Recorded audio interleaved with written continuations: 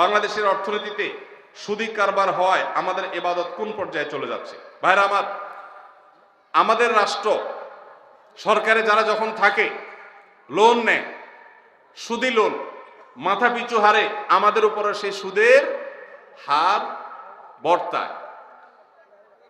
এইটার কারণে আমরা নিজেরা সুদ নিচ্ছি না, সুদি লোন নিচ্ছি না, সেজন্য আমরা গুনাহগার হব না, কিন্তু সুদের যে প্রভাব সেটা তো আমাদের মধ্যেও পড়বে, যেহেতু আমাদের জন্য নেওয়া হচ্ছে। এই জন্য মুসলমানের সন্তান হিসাবে সরকারে যারাই আসে তাদের কাছে আমাদের দাবি তুলতে হবে যে আমি দেশের নাগরিক হিসাবে আমার পক্ষ থেকে কোনো লোন নেওয়ার পারমিশন আমি দিচ্ছি না।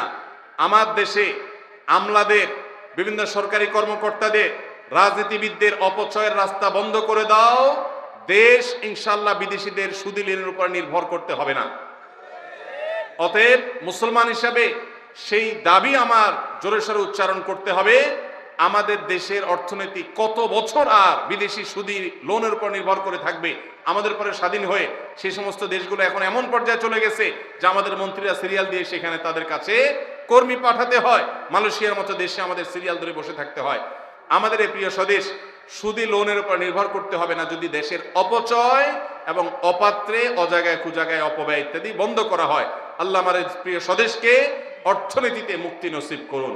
যতদিন আমরা অর্থনৈতিক মুক্তি নসিব না হবে আমাদের, ততদিন পর্যন্ত বিদেশিরা 10 টাকা লোন দিবে, 15টা শর্ত দিবে, সাথে আমরা মুক্তি পাবো না। আল্লাহ আমাদেরকে সেটার তৌফিক দান করুন। এই জন্য অর্থনৈতিক মুক্তির জন্য আমাদের নিজেদের সৎ হতে হবে এবং উদ্যোক্তা হতে হবে, পরিশ্রমী হতে হবে, দেশকে ভালোবাসতে হবে, দেশকে এগিয়ে নিয়ে যাওয়ার জন্য চেষ্টা করতে হবে। আল্লাহ আমাদেরকে তৌফিক দান করুন।